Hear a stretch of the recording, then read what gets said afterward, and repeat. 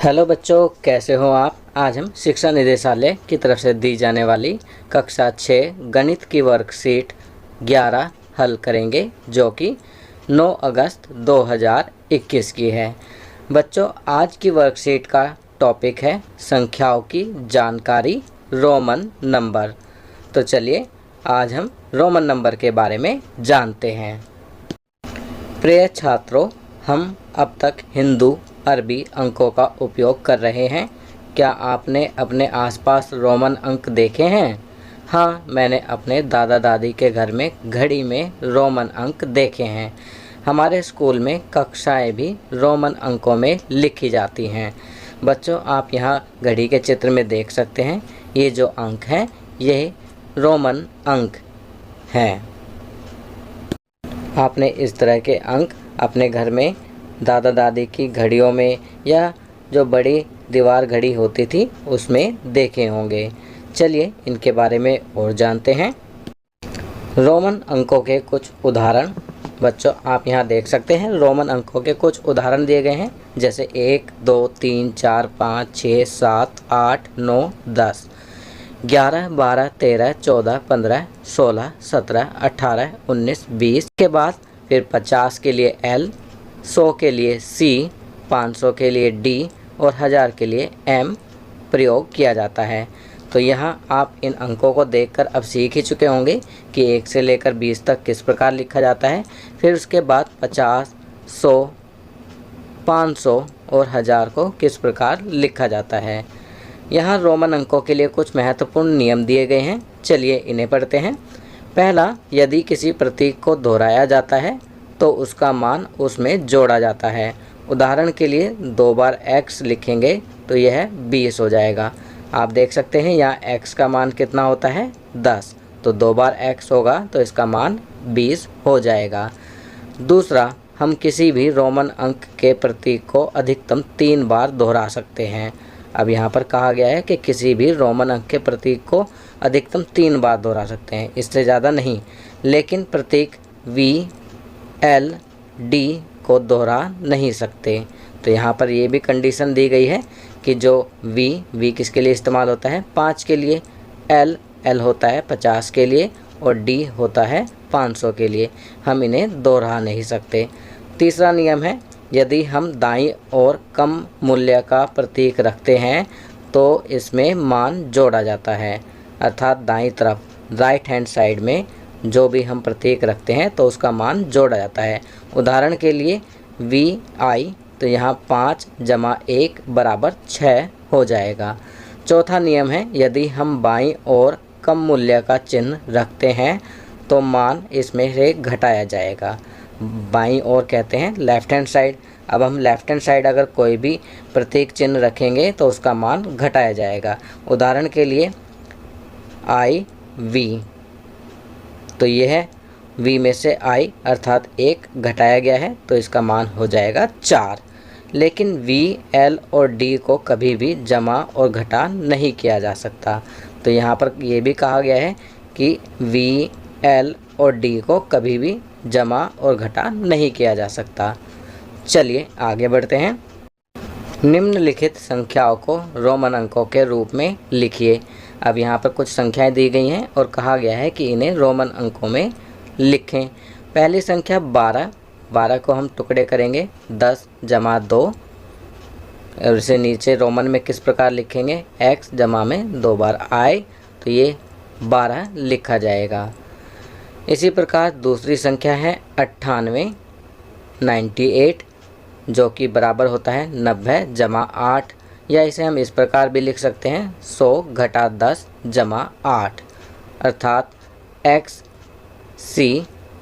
C के left hand side x रखा है तो इसका मान हो गया 90 और इसमें जमा कर दिए 8, तो ये हो जाएगा 98। तो इस प्रकार हम इसे लिख सकते हैं XCV और 3 टाइम्स I, तो ये 98 हो जाता है।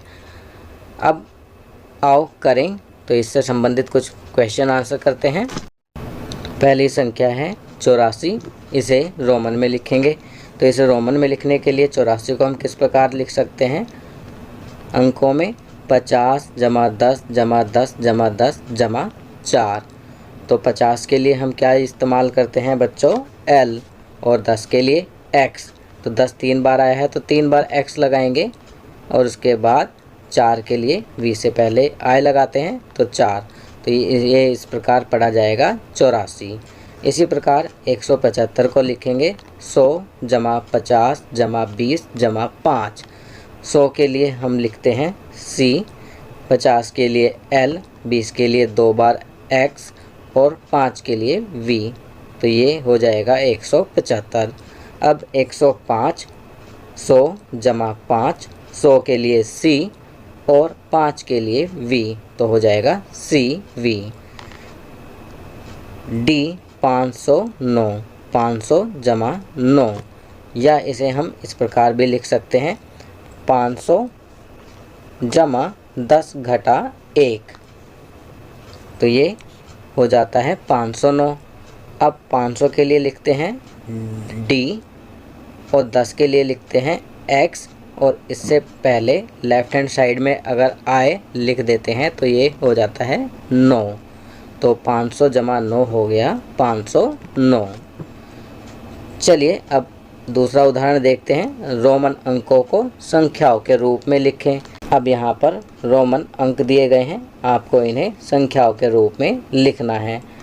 उदाहरण दिया गया है XL, L के लेफ़्ट हैंड साइड में X दिया हुआ है, L की वैल्यू होती है 50, उसमें से 10 घटा देंगे तो ये हो जाता है 40। दूसरा उदाहरण है LXIX, अर्थात 50 जमा 10 जमा 9, तो कितने हो जाएंगे 69। आओ करें। अब यहाँ पर कुछ रोमन अंक दिए गए हैं, चलिए इन्हें संख्याओं में लिखते हैं।